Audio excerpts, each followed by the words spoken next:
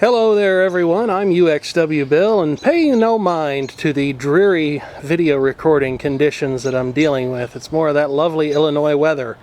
We're at 65 or so degrees right now. It was 80 yesterday, 80 the day before, and now they're saying that on Sunday, that'd be tomorrow, it's actually going to snow. But I'm not here to tell you about the weather. I said there'd be some good news, and there is. It looks like my beloved GMC Sierra pickup truck has found a home with someone, and it won't just be the scrapyard. It's a long story. I'll try to make it short. One of my mother's students is apparently an avid rebuilder and restorer of automobiles. He works with his brother. They actually have a repair shop somewhere. I've seen some of his work. It looks pretty nice. I don't know that's what he's actually going to do with this truck, but I choose to take it at face value, and I'd like to think that even if it's a little far gone for restoration, and it certainly might be in all honesty, that if nothing else, at least some of the parts could live on in other trucks. I couldn't even tell you how he came to know of this truck's existence, how that came up in a conversation between he and my mother. I can't even begin to imagine, but she took some pictures of it, showed it to him, and when he saw it, his face apparently lit up. He was just ecstatic to see a two-wheel drive, half-ton, 6.2-liter diesel-powered pickup truck.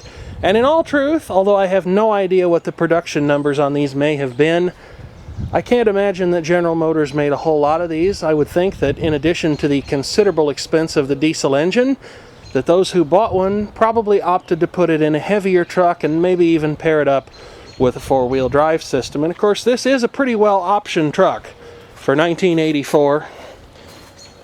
As you can see, I've already cleaned the cab out. I actually did that long ago. Floorboards are optional. Didn't get that option, or at least it didn't stick around. But the options that it does have are the full gauge package minus the clock, which really isn't a huge loss because that clock is extremely unreliable. It's also got factory air conditioning, and although it's no longer present, the original factory radio was an AM type. There's also dual fuel tanks, and rounding out the options is a 4-speed automatic transmission with overdrive. I think it's a TH700R4, but it's been a long time since I've been under there, so don't quote me on that for absolutely certain, because I could be wrong. But that leaves me with a task that I don't particularly envy. As I said, I cleaned out the cab of this truck a long time ago, but I never got around to the bed, because I knew it was just a terrible mess of stuff, just a convenient repository of crap that I knew long ago I needed to get rid of. But out of sight, out of mind, and so it just sat there. I didn't want to eat that particular frog, if you're familiar with that expression. But since it's my understanding that this guy is coming tomorrow, maybe even braving the snow to do it, I've got to get all this stuff emptied out of here. So, got my trash can at the ready, already gone through some other stuff. And here in a little while, I'll have it cleaned out. Well, that's it. The deed is basically done. Got the truck bed almost completely emptied out. The few stragglers that are left in here I'll get in a little bit. It's kind of interesting, some of the treasures that you find along the way. This was actually something that I got when I bought the Roach Palace. Bumper chrome spray paint. Oh, I wonder if that's anything like as good as the cap color suggests it is. It's just hard for me to believe that even the best paint in the world, which I'm sure this is not, could have a finish anything like real chrome on a car bumper. Of course, that's if you're old enough to remember when cars actually had chrome bumpers. $3 on a Walmart. Yeah, I'm sure you got the absolute best for that. And those of you who have been here a while, you'll probably remember when I made a video about a hard drive platter shooter made out of a repurposed Maxtor Diamond Crash or a Diamond Crash series hard drive. This is the one that I actually wanted to show you. This is a much more serious, much better implementation of the same thing, made out of an, oh, the irony, a quantum fast-wide SCSI hard drive. I have no idea if this still works. It certainly needs to be cleaned up.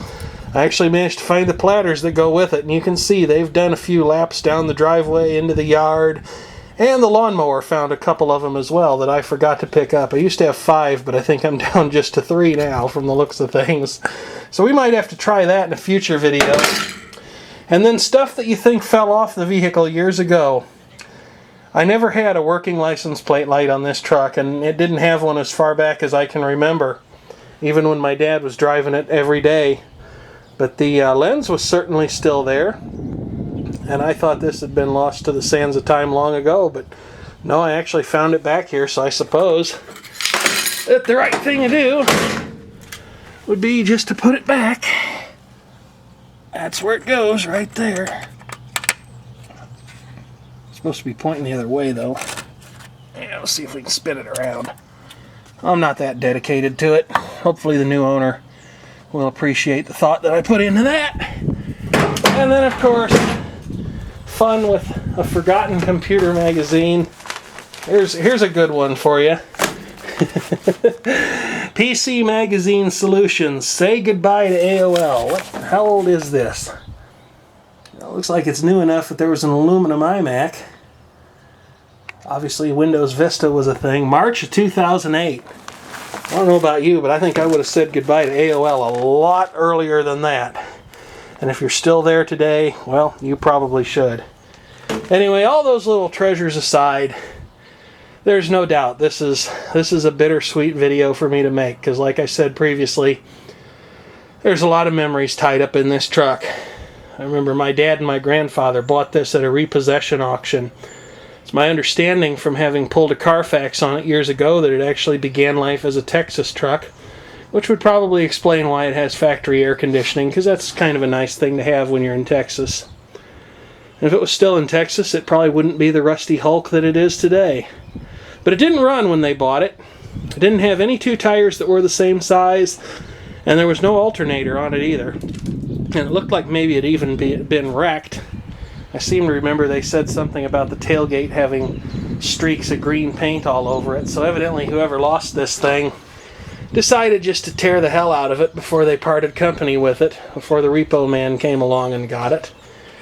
But they got it to run, and my dad carried the mail in it for many years, which is the purpose of this shelf back here. My brothers and I actually rode on that shelf when we were kids. And the 2 worst things that ever happened, man, if you did that with kids today, they'd take them away from you so fast for being a bad parent or some other contrived reason. You know, the world's a dangerous place no matter what you do. But the worst things that ever happened to us, I put my foot in my brother's birthday cake once. My mother put that up on the shelf along with us 2 boys. And unbeknownst to me, it was right behind me, and I lowered my sneaker right into his birthday cake. And then there was a time we went to some sort of a fair or a show or something like that, and the brutal heat of the summer conspired to cause the sliding window in the topper to shatter. It left little redneck diamonds of glass all over my brother and I's stuffed animals, and my mother was so concerned that there'd be glass in them that we weren't allowed to have them. I mean, yeah, don't get me wrong, it could have ended badly. If we'd ever been in an accident or anything, it just would have been over. Would have been done, but it never did happen that way. So like I say, lots and lots of memories tied up in this truck, and it's going to be a little bit bittersweet for me to say goodbye to it, but at least I'm doing so with the belief that it's going to a good home. So I'll get the rest of this stuff cleaned up. In the meantime, I certainly want to thank all of you for watching the video if you've made it through this far. I'm always interested in hearing your constructive commentary. So again, thank you for watching, and certainly do feel free to leave a comment if you happen to have one.